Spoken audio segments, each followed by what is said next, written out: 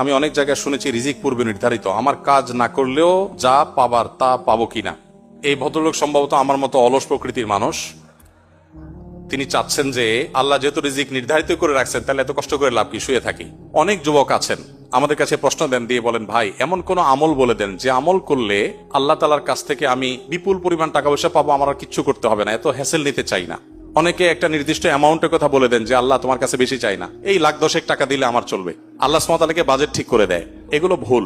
দোয়ার মধ্যে যদি এরকম ভুলভাল দোয়া করি তাহলে তার পরিণতিও খুব ভুলভাল হবে। আপনারা অনেক গল্প ঘটনা এই সংক্রান্ত জানেন, আমি আর সেদিকে যে সময় নষ্ট করতে চাই না।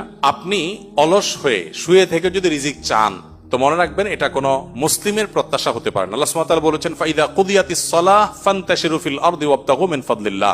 নামাজ যখন শেষ হয় আল্লাহ বলেছেন মসজিদ থেকে বের হও, ছড়িয়ে পড়ো আল্লাহর জমিনে এবং হালাল উপার্জনের জন্য বেরিয়ে পড়ো এবং হালাল উপার্জন আহরণ করে নিয়ে আসো। অতএব মুসলমান পরিশ্রম করবেন, উপার্জনের জন্য চেষ্টা করবেন, এটাই কিন্তু ইসলাম বলে। বিদায় সেই জায়গা থেকে একজন মুসলমান অলস হবে না। নবী সাল্লাল্লাহু আলাইহি ওয়াসাল্লাম দোয়া করেছেন, আল্লাহ আপনার কাছে অলসতা থেকে আমি পানা চাই। আমরা দোয়া করবো আল্লাহর কাছে। এবং সেই সাথে আরেকটি কথা বলতে হবে, তা হলো যারা মনে করেন যে বসে বসে শুয়ে শুয়ে খাবো, এরকম কোনো ব্যবস্থা হলে ভালো হতো, তারা মূলত একটা প্যারালাইজড মানুষের একটা লাইফ চাচ্ছেন। কারণ এটা প্যারালাইসিস রোগীর কাজ যে সে শুয়ে থাকবে আর সব রেডি করে সবাই এনে দিবে। একজন সুস্থ স্বাভাবিক মানুষ কখন এটা প্রত্যাশা করতে পারে না। বাকি আপনার প্রশ্নের যে বিষয়টি আপনি ফোকাস করেছেন, বলেছেন যে রিজিক আল্লাহ তাআলা যেহেতু নির্ধারণ করে রাখছেন আমার কিছু করার দরকার আছে কিনা, উত্তর হলো যদি আপনার রিজিকে খুব বেশি কিছু বরাদ্দ না থাকে তাহলে আপনি অলস হবেন এবং আপনার মাথায় এরকম চিন্তা আসবে, আপনি বসে থাকবেন আর রিজিক আসবে না।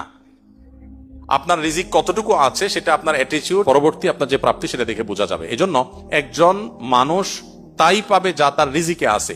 রিজিকে আছে বিধায় আমি শুয়ে থাকি, এ কথা চিন্তা করে যদি আপনি শুয়ে থাকেন আপনার রিজিকে কিছু না আসে, তাহলে বুঝতে হবে আপনি কপাল পড়া, আপনার রিজিকে আসলে কিছু ছিলই না।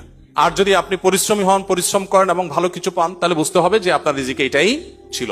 মনে রাখবেন হবে সেটাই যেটা আমাদের রিজিকে আছে।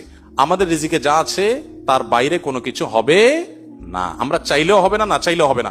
বহু মানুষ আপনার চাইতে অনেক বেশি পরিশ্রম করেছে। ঢাকা শহরে অনেকে গল্প দেয় যে আমি অনেক কষ্ট করেছি জীবনে, আজ এ পর্যন্ত আমি এসেছি, এরকম অনেকে বলেন। এই বলাগুলো অহংকার বশত হয়ে থাকে। তার চাইতে বেশি অনেক চেষ্টা করে মানুষ রাস্তা রাস্তা করে, ঠিক না ঠিক? বিধায় এটা আল্লাহ তাআলার রহমত ছাড়া কখনো হবে না। রিজিকে যা আছে তাই আসবে, কিন্তু আল্লাহ তাআলা আপনাকে বসে থাকতে বলেন। আল্লাহ বলেছেন রিজিকে যা আসবে এটা বিশ্বাস করবা আর শ্রমের জায়গায় তুমি ঠিকই শ্রম দিবা, তাহলে রিজিকে যা আছে তাই আসবে। আর পরিশ্রম করার কারণে আল্লাহর কাছে তুমি রিজিক পাওয়ার না পাও, আল্লাহর নির্দেশ পাওয়ার কারণে তুমি সওয়াব পাবে ইনশাআল্লাহ তাআলা। জাযাকুমুল্লাহ খাইর। আল্লাহ তাআলা আমাদের সবাইকে আমলের তৌফিক দান করুন।